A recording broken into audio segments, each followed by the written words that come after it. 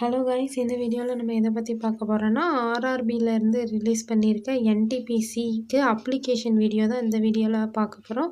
So இதுக்கு already notification details வந்து நம்ம சேனலில் அப்லோட் பண்ணியிருக்கோம். ஸோ நீங்கள் அது பார்க்கலன்னா அது பார்த்துட்டு அதுக்கப்புறமா அப்ளை பண்ணுங்கள். நோட்டிஃபிகேஷன் பார்த்தா தான் இது என்ன போஸ்ட்டு, வேக்கன்சி எவ்வளோ கொடுத்துருக்காங்க, சேலரி என்ன இருக்குது, என்னென்ன போஸ்ட்டுக்கெலாம் வேக்கன்சி எவ்வளோ இருக்குது அப்படின்றது உங்களுக்கு கிளியராக தெரியும். ஸோ நோட்டிஃபிகேஷன் பார்க்கல அப்படின்னா நான் நோட்டிஃபிகேஷன் லிங்கோட வீடியோ லிங்க் வந்து டிஸ்கிரிப்ஷனில் கொடுக்குறேன். ஸோ ஃபஸ்ட்டு நீங்கள் நோட்டிஃபிகேஷன் வீடியோ கிளியராக பார்த்துட்டு அதுக்கப்புறமா இது வந்து அப்ளை பண்ணுங்கள். ஸோ இப்போ நம்ம டைரெக்டாக அப்ளை பண்ண ஸ்டார்ட் பண்ணிடலாம்.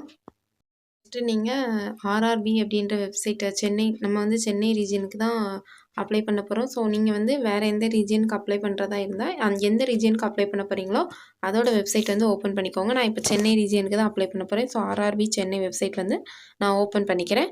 ஸோ ஓப்பன் பண்ணோடனே உங்களுக்கு வந்து பேஜ் இந்த மாதிரி தான் ஓப்பன் ஆகும். ஸோ ஆர்ஆர்பி லாகின் பண்ணிங்கன்னா உங்களுக்கு வெப்சைட் இந்த மாதிரி தான் ஓப்பன் ஆகும். ஸோ இதில் ஃபஸ்ட்டு இதை க்ளோஸ் கொடுத்துட்டு நெக்ஸ்ட்டு பார்த்தீங்கன்னா அந்த மாதிரி இருக்கும். ஸோ இதில் வந்து நம்ம அப்ளை பண்ணுறதுக்கு என்ன பண்ணணும்னா ஃபஸ்ட்டு இந்த கிளிக் ஹியர் அப்ளை ஆன்லைன் இருக்குல்ல. ஸோ இது வந்து நான் டெக்னிக்கல் பாப்புலர், அதாவது நம்ம என்டிபிசிக்கு தான் அப்ளை பண்ண போகிறோம். கிராஜுவேட் லெவலுக்கு தான். அண்டர் கிராஜுவேட் வந்து இன்னும் நோட்டிஃபிகேஷன் அவங்க ரிலீஸ் பண்ணலை, ஓகேவா. ஸோ இப்போ வந்து நம்ம கிராஜுவேட் லெவலுக்கு தான் அப்ளை பண்ண போகிறோம். ஸோ ஓப்பனிங் டேட் பார்த்திங்கன்னா 21/10/2025, க்ளோசிங் டேட் வந்து 20/11/2025 கொடுத்துருக்காங்க. ஸோ நோட்டிஃபிகேஷன் நீங்கள் இதில் ரீட் பண்ணனாலும் கிளிக் ஹியர் கொடுத்துருக்காங்கல்ல, அதில் உங்களுக்கு இங்கிலீஷில் வேணுமா ஹிந்தியில் வேணுமா நீங்கள் டவுன்லோட் பண்ணி ரீட் பண்ணிக்கோங்க. அப்படி இல்லை அப்படின்னா நம்ம நோட்டிஃபிகேஷன் வீடியோ அப்லோட் பண்ணியிருக்கோம்ல, அதோட லிங்க் வந்து டிஸ்கிரிப்ஷனில் இருக்குது, அதை பார்த்துக்கோங்க. ஸோ இப்போ ஃபஸ்ட்டு நம்ம கிளிக் ஹியர் அப்ளை ஆன்லைன் கொடுத்துடலாம். ஸோ அது கொடுத்ததுக்கப்புறமா அந்த பேஜ் ஓப்பன் ஆகும். ஃபஸ்ட்டு இதில் வந்து நீங்கள் லாகின் கொடுத்துக்கணும். ஸோ ஆல்ரெடி உங்களுக்கு அக்கௌண்ட் இல்லை அப்படின்னா ஃபஸ்ட்டு அக்கௌண்ட் க்ரியேட் பண்ணிக்கோங்க. ஸோ அக்கௌண்ட் க்ரியேட் பண்ணிவிட்டு அதுக்கப்புறமா லாகின் கொடுத்துக்கோங்க. லாகின் கொடுத்ததில் login with RRB account credential இருக்கலாம். ஸோ இதை கொடுத்துக்கோங்க. இதில் நீங்கள் ஆல்ரெடி லாகின் பண்ணியிருந்தீங்க அப்படின்னா உங்களுக்கு அக்கௌண்ட் இருக்கும். லாகின் பண்ணலை, இதுக்கு முன்னே நான் எதுவுமே பண்ணலை, இதான் ஃபஸ்ட் டைம் நான் அப்ளை பண்ண போகிறேன் அப்படின்னா நீங்கள் நியூவாக அக்கௌண்ட் க்ரியேட் பண்ணிவிட்டு அதுக்கப்புறமா லாகின் பண்ணுங்கள். ஸோ லாகின் பண்ணதுக்கு இப்போ உங்களோட மொபைல் நம்பர் அண்ட் பாஸ்வேர்டு தான் யூசர் ஐடி பாஸ்வேர்டாக இருக்கும். ஸோ அதை கொடுத்துட்டு லாகின் பண்ணுங்கள். லாகின் பண்ணதுக்கப்புறமா உங்களுக்கு வெப்சைட் பேஜ் ஓப்பன் ஆகும். ஐடி பாஸ்வேர்ட் கொடுத்து லாகின் பண்ணதுக்கப்புறமா உங்களுக்கு இந்த பேஜ் ஓப்பன் ஆகும். ஸோ இதில் வந்து நீங்கள் ஓடிபி மெயிலுக்கும் கொடுக்கலாம், ஓடிபி ஃபோனுக்கும் கொடுக்கலாம். ஸோ நான் வந்து இப்போ என்னென்னா சென்ட் ஓடிபி டு ஃபோன் கொடுக்குறேன். ஸோ இப்போ ஓடிபி நம்பர் வந்து உங்கள் ஃபோனுக்கு சென்ட் பண்ணியிருப்பாங்க. ஸோ ஓடிபி வந்துட்டு ஸோ இதை வந்து நம்ம டைப் பண்ணலாம், இல்லை நீங்கள் காப்பி பண்ணி டைரெக்டாக கொடுக்கறனாலும் கொடுக்கலாம். நான் வந்து டைப் பண்ணுறேன்.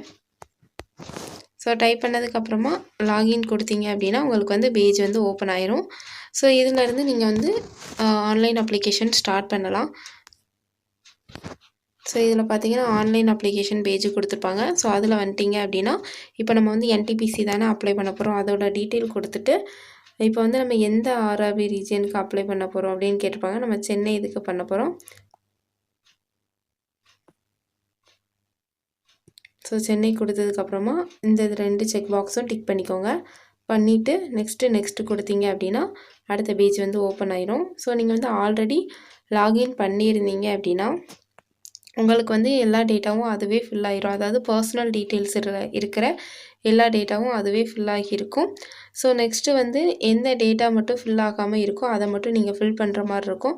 மேக்ஸிமம் இந்த நேமு, நேஷ்னாலிட்டி இதெல்லாம் ஃபில் ஆகியிருக்கும். ஸோ இதில் ஃபில் ஆகாமல் இருக்கிற டீட்டெயில்ஸ் மட்டும் நீங்கள் ஃபில் பண்ணிவிட்டு நெக்ஸ்ட்டு வந்து செக் பாக்ஸ் டிக் கொடுத்துட்டு சேவ் கொடுத்துக்கோங்க. சேவ் கொடுத்தீங்க அப்படின்னா உங்களுக்கு நெக்ஸ்ட் பேஜ் வந்து ஓப்பன் ஆகிற மாதிரி இருக்கும்.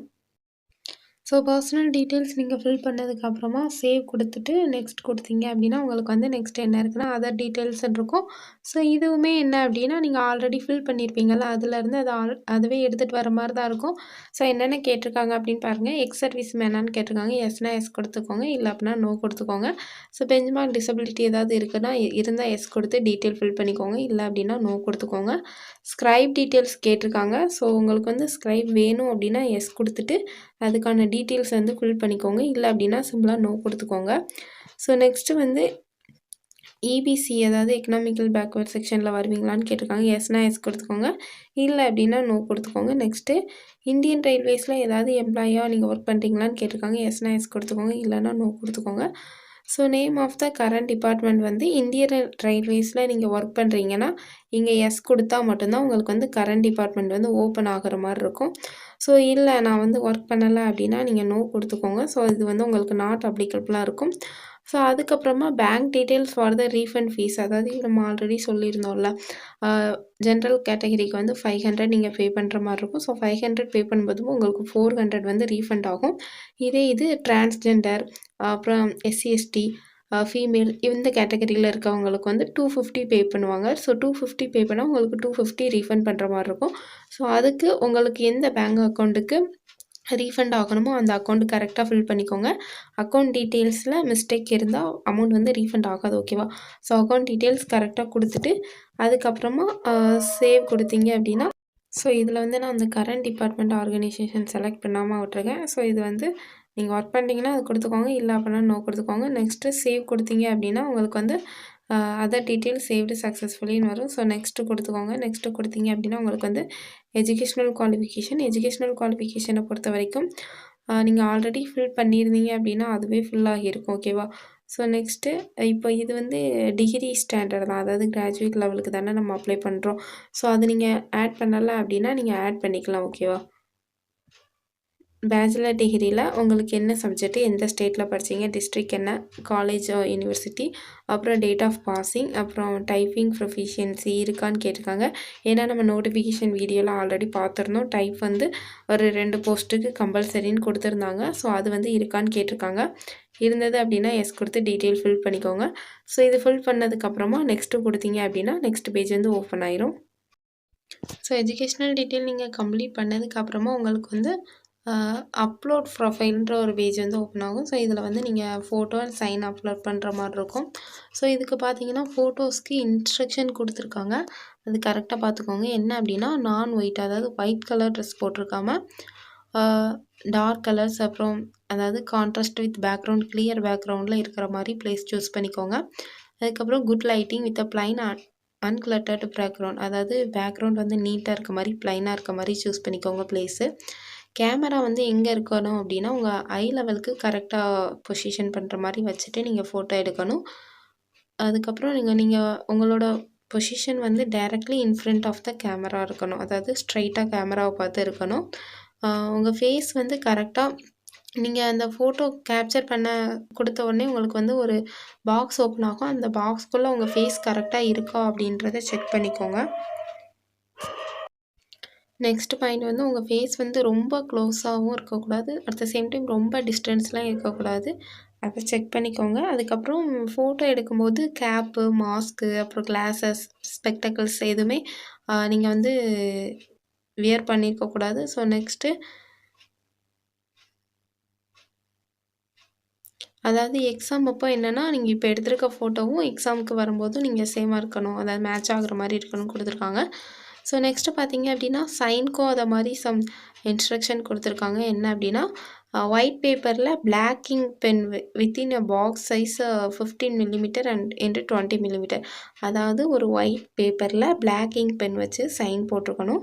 சைஸ் பார்த்தீங்கன்னா 50 mm இன்ட்டு 20 mm கொடுத்துருக்காங்க. Next the signature must be running letters and not in block letters, அதாவது கேபிட்டல் லெட்டரில் எழுதக்கூடாது, ரன்னிங் நம்ம சைன் போடுவோம்ல நார்மலாக அந்த மாதிரி இருக்கணும். இமேஜ் வந்து பார்த்திங்கன்னா ஜேபிஜி அல்லது ஜேபெக் ஃபார்மேட்டில் இருக்கணும். டைமென்ஷன் எவ்வளோ கொடுத்துருக்காங்க அப்படின்னா 15 mm இன்ட்டு 20 mm அல்லது 140 இன்ட்டு 60 பிக்சல்ஸ் கொடுத்துருக்காங்க. ஸோ நெக்ஸ்ட்டு சைஸ் எவ்வளோ இருக்குது அப்படின்னா 30 கேபிலேருந்து 49 கேபி வரை உங்கள் சிக்னேச்சர் சைஸ் இருக்கணும். ஓகேவா? நெக்ஸ்ட்டு இந்த signature must be of the applicant only, அப்ளிகண்ட்டோட சிக்னேச்சர் மட்டும்தான் இருக்கணும், அதர் சிக்னேச்சர் வந்து இது பண்ணக்கூடாது. ஓகேவா? ஸோ ஃபோட்டோ சைன் வந்து நீங்கள் அப்லோட் பண்ணுங்கள். சில பேருக்கு என்ன ப்ராப்ளம் இருக்கும் அப்படின்னா டைரெக்டாக உங்கள் மொபைலில், அதாவது நீங்கள் டைரெக்டாக செல்ஃபி கேமரா இந்த கேப்சர் லைவ் இமேஜ் கொடுத்து டைரெக்டாக செல்ஃபி கேமரா வந்து நீங்கள் லாகின் பண்ணும்போது நிறைய பேருக்கு அப்லோட் ஆகாது. ஸோ அவங்க என்ன பண்ணலாம் அப்படின்னா, ஸோ அதிலே பார்த்தீங்க அப்படின்னா capture live image from mobile அப்படின்ட்டு கொடுத்துருப்பாங்க. ஸோ அதில் வந்து ஒரு QR கோடு கொடுத்துருப்பாங்க. ஸோ நீங்கள் ஃபஸ்ட்டு என்ன பண்ணணும் அப்படின்னா அந்த QR கோடை வந்து உங்கள் மொபைலில் ஸ்கேன் பண்ணணும். ஸ்கேன் பண்ணோடனே எப்படி நம்ம எஸ்எஸ்சிக்கு வந்து ஒரு மை எஸ்எஸ்சின்னு சொல்லிட்டு ஒரு ஆப் ஓப்பன் ஆகும். நம்ம அதில் ஃபோட்டோ அண்ட் சிக்னேச்சர் அப்லோட் பண்ணுவோம்ல. ஸோ அதே மாதிரி ஆர்ஆர்பி வெப்சைட் பொறுத்த வரைக்கும் ஆர்ஆர்பி வெப்சைட்டே தனியாக ஒரு இதில் ஒரு எக்ஸ்டர்னல் பேஜில் வந்து ஓப்பன் ஆகிற மாதிரி இருக்கும். ஸோ அதில் நீங்கள் உங்கள் மொபைல் நம்பர் பாஸ்வேர்டு கொடுத்து லாகின் பண்ணிவிட்டு ஃபோட்டோ அண்ட் சைன் மட்டும் அதில் அப்லோட் பண்ண முடியும். ஸோ அந்த பேஜில் ஃபோட்டோ அண்ட் சைன் அப்லோட் பண்ணிவிட்டு அதில் சேவ் கொடுத்தீங்க அப்படின்னா ப்ரொஃபைல் வந்து அப்லோட் சக்ஸஸ்ஃபுல்லின்னு வரும். ஸோ அதுக்கப்புறம் நீங்கள் பேக் இந்த நீங்கள் ஆர்ஆர்பி ஆல்ரெடி அப்ளை பண்ணிகிட்ருக்கீங்கல்ல அந்த பேஜுக்கு வந்துட்டு நீங்கள் ப்ரொஃபைல் ரெஃப்ரெஷ் பண்ணிங்க, அந்த பேஜை வந்து ரெஃப்ரெஷ் பண்ணிங்க அப்படின்னா உங்களுக்கு வந்து ப்ரொஃபைல் ஃபோட்டோ வந்து அப்லோட் ஆகிருக்கும். ஓகேவா? ஸோ டேரெக்டாக லைவ் இமேஜ் கேப்சர் பண்ணும்போது எரர் வரவங்க இல்லை சரியாக கேப்சர் ஆகாதவங்க இந்த மெத்தட் யூஸ் பண்ணி QR கோடு ஸ்கேன் பண்ணி அதில் வந்து நீங்கள் பண்ணுற மாதிரி பண்ணிக்கலாம். ஓகேவா? நெக்ஸ்ட்டு ஃபோட்டோ சைன் நீங்கள் அப்லோட் பண்ணதுக்கப்புறமா இந்த செக் பாக்ஸ் கிளிக் பண்ணிக்கோங்க. கிளிக் பண்ணிட்டு சேவ் கொடுத்தீங்க அப்படின்னா applicant photograph and applicant signature uploaded சக்ஸஸ்ஃபுல்லின்னு வரும். ஸோ நெக்ஸ்ட்டு கொடுத்தீங்க அப்படின்னா உங்களுக்கு வந்து ரெஃபரன்ஸ் பேஜ் வந்து ஓப்பன் ஆகும். ஸோ இதில் வந்து நம்ம செக்ஷன் கண்ட்ரோல் அப்ளை பண்ணும்போது ஒரே ஒரு போஸ்ட்டு தான் இருந்துச்சு, அதனால் ஒரு ப்ரிஃபரன்ஸ் கொடுத்தோம். இங்கே பார்த்தீங்க அப்படின்னா நிறைய போஸ்ட்டு கொடுத்துருக்காங்க. ஸோ இதில் இந்த போஸ்ட் டீட்டெயில் கரெக்டாக பார்த்துட்டு சேலரி பார்த்துட்டு இந்த போஸ்ட் உங்களுக்கு ஓகேவா அப்படின்ற ஆர்டரில் நீங்கள் வந்து கொடுங்க. ஓகேவா? எல்லாம் கொடுக்கணும்னு அவசியம் இல்லை. இப்போ உங்களுக்கு எனக்கு ஸ்டேஷன் மாஸ்டர் வேண்டாம் அப்படின்னா நீங்கள் அது கொடுக்க வேண்டாம், அது ஒன்றும் பிரச்சனை இல்லை. ஓகேவா? ஸோ உங்களுக்கு எந்த போஸ்ட்டு என்ன ஆர்டரில் வேணுமோ அதுபடி கரெக்டாக கொடுத்துக்கோங்க.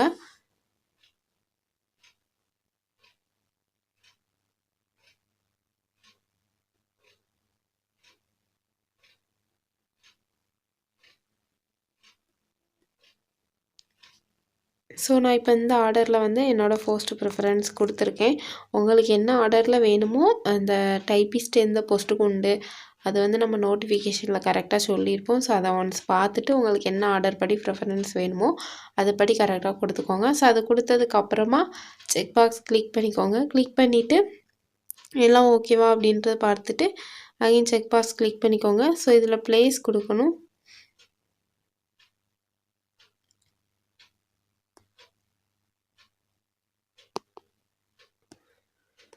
ஸோ இதில் ப்ளேஸ் கரெக்டாக கொடுத்துக்கோங்க. கொடுத்துட்டு 1 மினிட் எனக்கு வந்து ஒரு பேஜ் முன்னே வந்துட்டு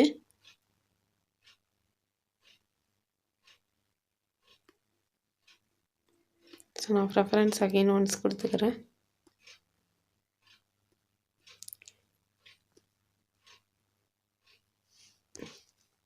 ஸோ இப்போ வந்து உங்கள் சைன் காட்டும். இதில் ப்ளேஸ் கொடுத்துட்டு டேட் கொடுத்துட்டு சேவ் ப்ரிவ்யூ அப்ளிகேஷன் கொடுத்தீங்க அப்படின்னா நீங்கள் இதுவரை அப்ளை பண்ணது வந்து உங்களுக்கு ஷோ ஆகும். ஸோ அதில் டீட்டெயில் எல்லாம் கரெக்டாக இருக்கான்னு பார்த்துட்டு நெக்ஸ்ட் வந்து பேமெண்ட் பண்ணுற மாதிரி இருக்கும். ஸோ ப்ரிவ்யூ அப்ளிகேஷன் பார்த்தீங்க அப்படின்னா உங்களுக்கு நீங்கள் கொடுத்த டீட்டெயில்ஸ் எல்லாமே வரும். ஸோ அது கரெக்டாக இருக்கா அப்படின்றத ஒன்ஸ் செக் பண்ணிக்கோங்க. ப்ரிஃபரன்ஸ் எல்லாமே கரெக்டாக கொடுத்துருக்கீங்களான்னு பார்த்துட்டு இந்த செக் பாக்ஸ் கிளிக் பண்ணிவிட்டு சப்மிட் கொடுத்தீங்க அப்படின்னா உங்களுக்கு வந்து அப்ளிகேஷன் வந்து சப்மிட் ஆயிரும். ஓகேவா? இப்போ நீங்கள் சப்மிட் கொடுத்தாச்சு. இப்போ வந்து நீங்கள் வந்து பேமெண்ட் பண்ணுற பேஜுக்கு ஓப்பன் ஆகும். ஸோ பேமெண்ட் கரெக்டாக பார்த்துட்டு உங்களோட டீட்டெயில் எல்லாம் காமிக்கும். ஸோ இதில் நல்லா ஞாபகம் ரீஃபண்ட் பண்ணுறதுக்கு நீங்கள் கரெக்டான அக்கௌண்ட் கொடுத்துருந்தா மட்டும்தான் அமௌண்ட் வந்து ரீஃபண்ட் ஆகும். ஸோ கரெக்டான அக்கௌண்ட் கொடுத்துட்டு பேமெண்ட் பண்ணிட்டீங்க அப்படின்னா அவ்வளோதான், உங்களுக்கு வந்து அப்ளிகேஷன் முடிஞ்சது. ஸோ பேமெண்ட் பண்ணதுக்கப்புறமா சப்மிட் பண்ணிவிட்டு உங்கள் அப்ளிகேஷன் ஃபார்ம் வந்து நீங்கள் டவுன்லோட் பண்ணிக்கலாம். ஸோ அவ்வளோதான், NTPC போஸ்ட்டுக்கு வந்து நம்ம அப்ளை பண்ணியாச்சு. ஸோ இது வந்து கிராஜுவேட் லெவலுக்கு தான் நோட்டிஃபிகேஷன் விட்டுருக்காங்க. ஸோ அதுக்கான அப்ளிகேஷன் தான். ஓவராலாக 5810 வேகன்சி. ஸோ நெக்ஸ்ட்டு வந்து நம்ம அண்டர் கிராஜுவேட் லெவலுக்கும் ஸோ நோட்டிஃபிகேஷன் சீக்கிரம் கம்மிங் சூன் தான் போட்டிருக்காங்க. ஸோ அது ரிலீஸ் ஆகவும் நம்ம அதுக்கு அப்ளை பண்ணுற வீடியோ பார்க்கலாம். ஸோ இந்த NTPC 5810 வேகன்சிக்கான அப்ளிகேஷன் இவ்வளோ தான். அப்ளை பண்ணதுக்கப்புறமா நீங்கள் ப்ரிப்பரேஷன் வந்து ஸ்டார்ட் பண்ண ஆரம்பிச்சிடலாம்.